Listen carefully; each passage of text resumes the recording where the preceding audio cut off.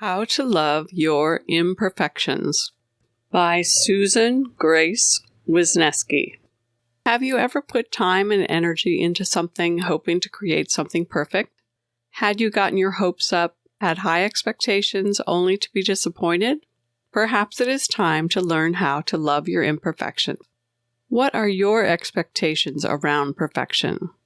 Expectations are premeditated disappointments. Have you ever heard this statement before? Perhaps when we expect perfection, we are setting ourselves up to fail. Recently, when I was looking over our freshly published weekly newsletter, I caught sight of a couple of glaring mistakes that had been made in the writing. First, I felt shocked to see the errors and wondered, did this really happen? Next, I felt disappointment to realize that I was responsible for these errors. This was soon followed by feelings of incompetence and stupidity.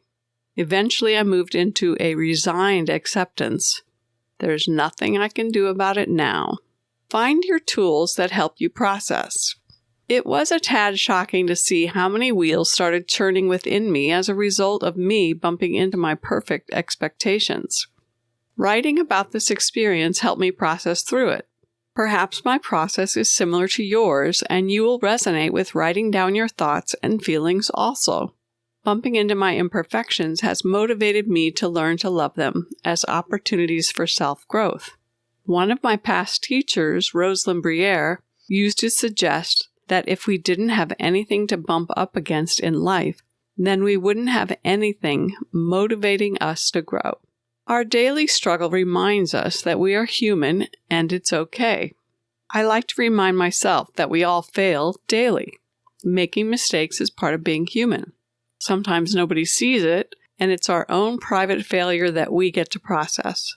Other times it's a larger audience, and the weight of our failure feels greater. Opportunities continually present which help us learn how to love our imperfections. It's not healthy to beat ourselves up every time we fail. I've always noticed that I learn immensely from my failures. I get lessons that might not have gotten through to me any other way. As a result, I'm grateful for the imperfections that were revealed. What if there is no such thing as failures or mistakes? Perhaps everything we are going through are just experiences that don't need to be judged as right or wrong, good or bad, failure or success. Doesn't it depend on your perspective? How you view something reveals your perspective. Do you react with blame and judgment or with curiosity and compassion?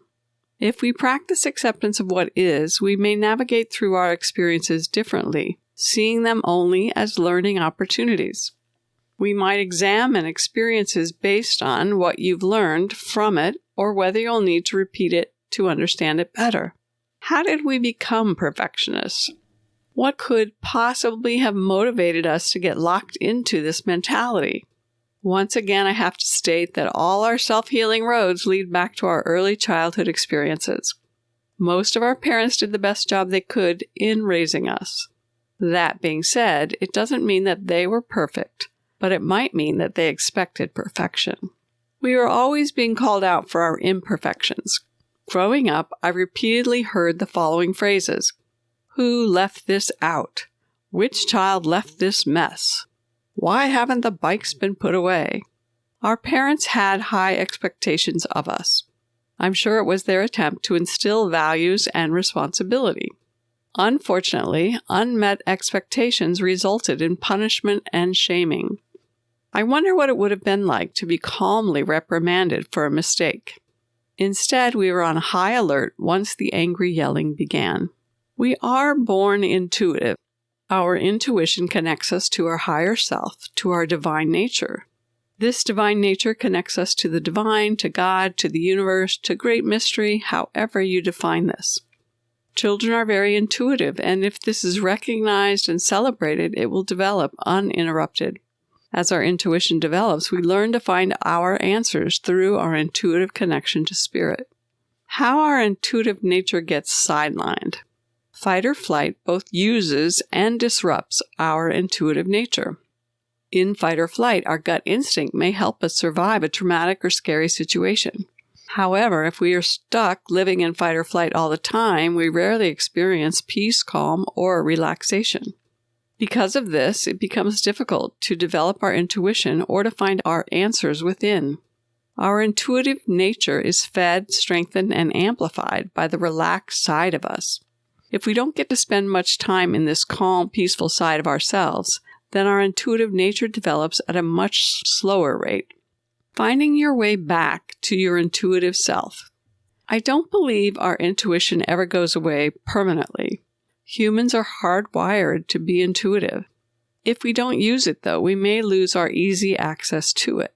Barriers to our intuitive nature include negative self-talk, overstimulation by media, emotional upsets, etc.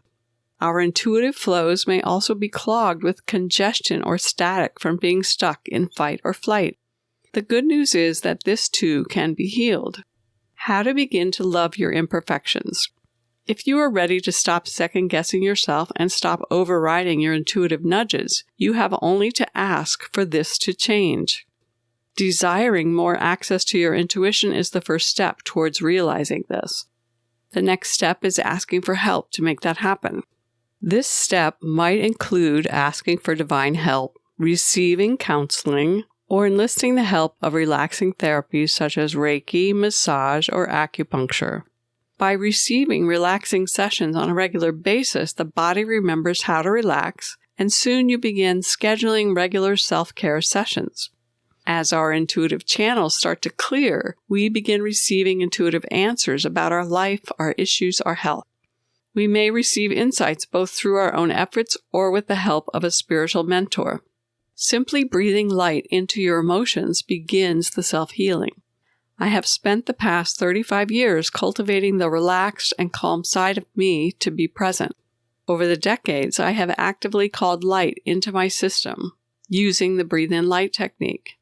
I've actively called light into my issues, into my stuck emotions, and allowed them to be transformed and breathed out. We just don't realize how simple the process of transformation can be. Self-healing is a real thing. Most of us have forgotten how to trust in our own abilities to heal ourselves. We never learned how to patiently and methodically clear out our stuck energy on our own. All this is possible with a little guidance at the beginning of the self-healing process. Cultivate your intuitive nature. As we cultivate our intuitive nature, we amplify the light-filled flow of energy into our life. We begin to set intentions and become dedicated to our healing path, and we open the doors to unlimited possibilities in our life. We learn how to love our imperfections. In contrast, when we stay in the perfectionist mind, we get caught up in living life through expectations that are filled with attachments. We are continually disappointed by the results. Spiritual advisors aid self-healing.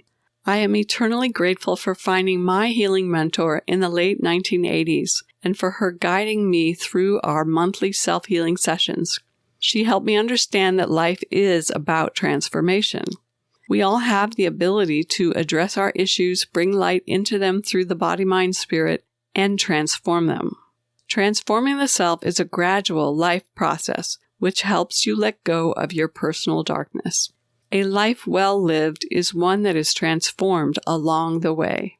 Releasing what no longer serves us on a regular basis is a lifestyle. Simplify your life. Reclaim your intuition. Are you a recovering perfectionist? The opportunity to relearn the forgotten art of self-healing is here. By doing this, you reconnect to your intuition and strengthen it along the way. You let go of expectations and attachments while focusing on intentions and possibilities. Intuitive living brings the unexpected benefits of peace and calm back into your life. Time is no longer wasted on second-guessing your choices.